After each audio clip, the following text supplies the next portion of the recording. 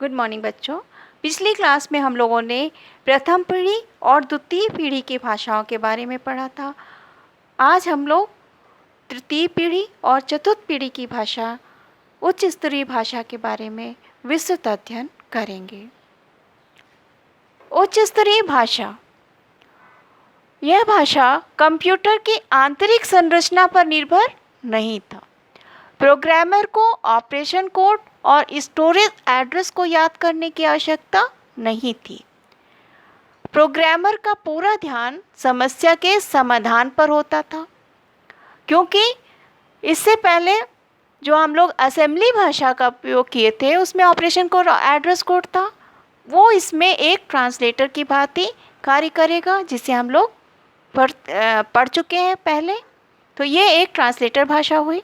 भाषा के निर्देश को अंग्रेजी के सामान्य शब्द का प्रयोग किया जाने लगा, जैसे प्रिंट क्या करना है, रीड करना है, डू, व्हाइल आदि। उच्च स्तरीय भाषा के प्रमुख गुण: उच्च स्तरीय data structure, array, matrix, tree, list, stack आदि वर्णित की सुविधा प्रदान की जाती थी, जिसके बारे में हम लोग आगे सी की प्रोग्रामिंग में पढ़ेंगे। इसमें कंडीशन निर्णय लेने के लिए अनेक कंट्रोल स्ट्रक्चर होते थे, जैसे if then else, do, while. ये कैसे? इफ देन एल्स कंडीशन मतलब जैसे हम लोग मान लो कहीं बाहर घूमने जा रहे हैं, प्लान बनाया हुआ है और बीच में बारिश होने लगी तो हम लोग नहीं जाएंगे। एक कंडीशन लगा दी, अगर बारिश होगी तो हम नहीं जाएंगे। तो इफ़ देन एल्स, अगर बारिश हुई तो हम घर पे ही इंडोर गेम खेलेंगे। डू व्हाइल मतलब करो और जब तक कि दूसरा काम ना हो, यानी कि जैसे हमें कुछ होमवर्क करना है घर पे और उसके बाद ही हम लोग घूमने जा सकते हैं, तब हम लोग कहेंगे कि do homework while then I will come. तो वहाँ से ये अंग्रेजी का शब्द लिया गया और हमारा कंडीशन हुआ डू व्हाइल। उच्च स्तरीय भाषा में सिंटैक्स नियमों का सेट होता है, जैसे C बराबर A+B सही है, पर मैथ में हम लोग इसका उल्टा भी लिख सकते हैं, A+B बराबर C, वो भी सही होगा। पर यहाँ पर अगर हम A+B बराबर C लिखेंगे तो वो सिंटैक्स के नियम के गलत होगा, क्योंकि सिंटैक्स में सबसे पहले जहाँ पर डेटा स्टोर होता है उसे लिखा जाता है। तो C में डेटा स्टोर हो रहा है और वो कहाँ से आ रहा है? A और B के योग करने से आ रहा है, तो उसे हम लोग बाद में लिखते हैं। उच्च स्तरीय भाषा के अपने सिमेंटिक नियम भी होते हैं जो प्रोग्राम को अर्थ प्रदान करते हैं।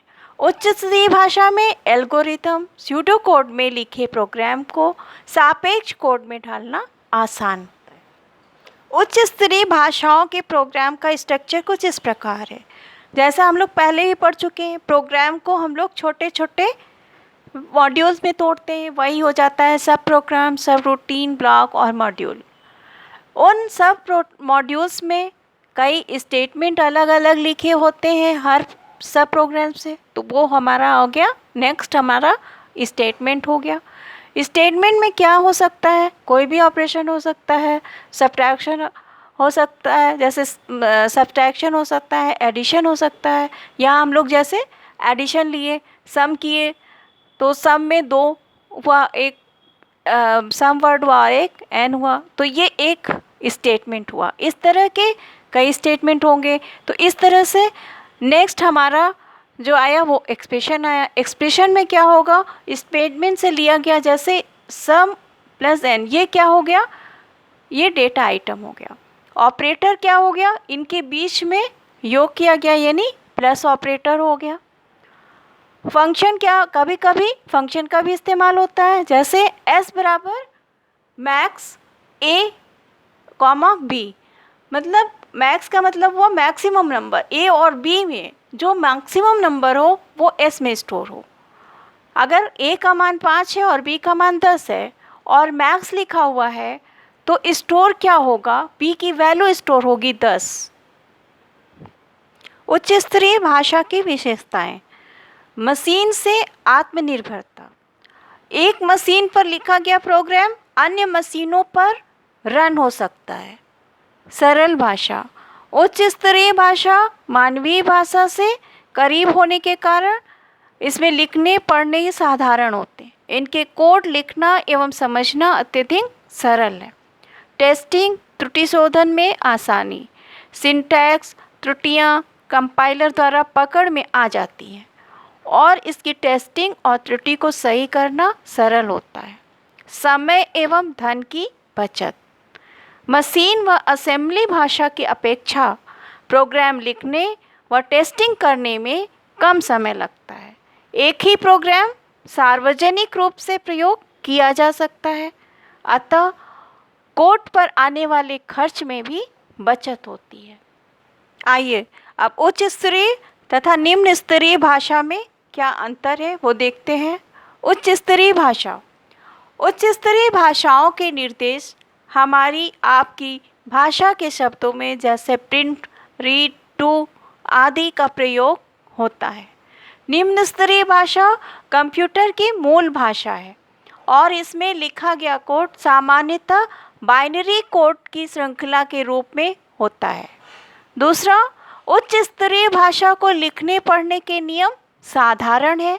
निम्न स्तरीय भाषा के निर्देश को लिखना अत्यधिक कठिन है। इसमें कोड अपेक्षाकृत मंद गति से क्रियान्वित होते हैं। इसमें लिखे कोड तीव्र गति से क्रियान्वित होते हैं।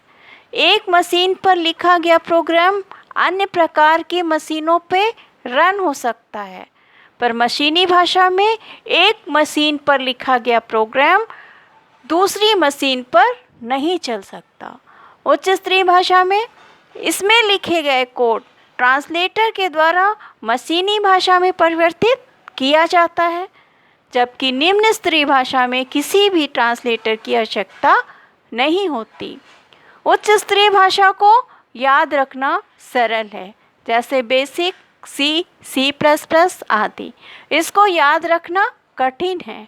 उदाहरण के लिए बाइनरी भाषा। नेक्स्ट 4GL भाषा। चतुर्थ पीढ़ी के 4th जनरेशन लैंग्वेज की भाषा को हम लोग 4GL भाषा कहते हैं। चतुर्थ पीढ़ी की प्रोग्रामिंग भाषा 4GL कहलाती है। यह अत्यधिक सरल, मशीन से आत्मनिर्भर एवं यूज़र फ्रेंडली होती है। मात्र एक कमांड रन करके अनेक कार्य किए जा सकते हैं। प्रोग्रामर प्रयोगकर्ता को ध्यान में रखकर 4GL भाषा का डिज़ाइन करता है, जिसे and user operated oriented 4G कहते हैं।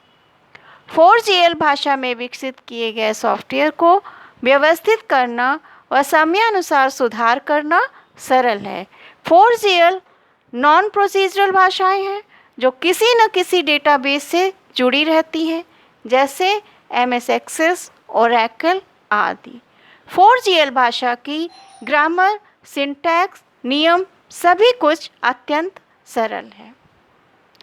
एंड यूजर केंद्रित 4GL। ऐसी 4GL भाषाओं को उन प्रयोगकर्ता को ध्यान में रखकर विकसित किया जाता है जो एक केंद्रीय डेटाबेस से जुड़े रहते हैं। प्रयोगकर्ता अपने टर्मिनल से ऐसे संक्षिप्त प्रोग्राम तैयार कर सकता है जो डेटाबेस को एक्सेस कर सकता है, जिसे हम एक उदाहरण के द्वारा समझ सकते हैं। जैसे अभी यूपी का पूरा रिज़ल्ट निकला हो, उसमें हमें जो भी रोल नंबर डालते हैं उसमें हर तरह का पर्सनल डिटेल और रिज़ल्ट की पूरी सब्जेक्ट वाइज डिटेल आ जाती है।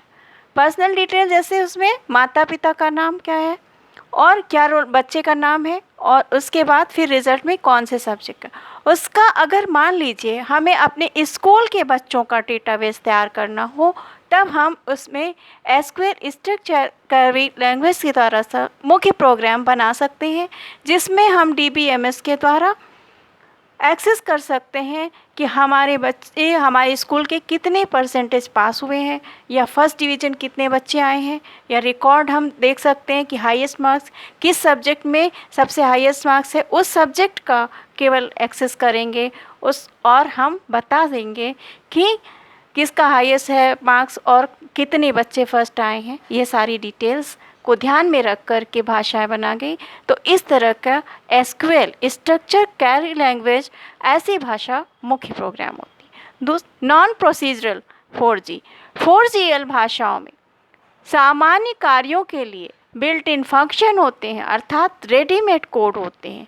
प्रयोगकर्ता को अपने कोड में मात्र एक लिखना होता है कि क्या करना है, कैसे करना है। इसके लिए कोड नहीं लिखना पड़ता, इसका ध्यान भाषा स्वयं रखती है। अतः 4G भाषा में अधिक ज्ञान हुए बिना बहुत कम कोड का प्रयोग कर प्रोग्राम तैयार किए जा सकते हैं।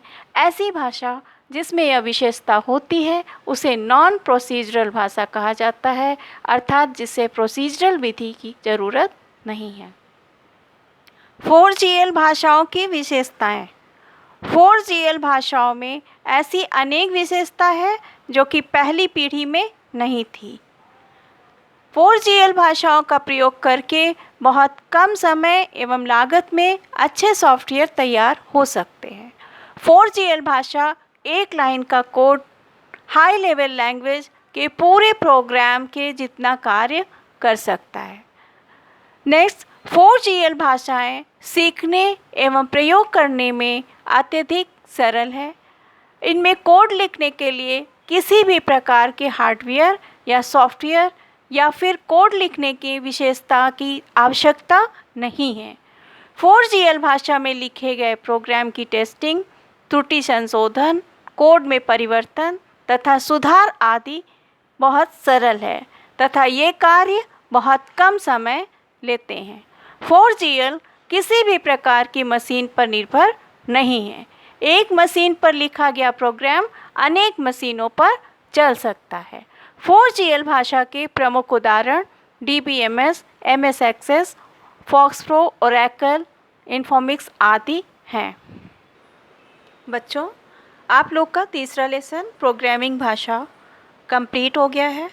अगर आप लोग को समझ में आया हो तो लाल बटन पर क्लिक करके सब्सक्राइब और शेयर ज़रूर कर दीजिएगा। Thank you.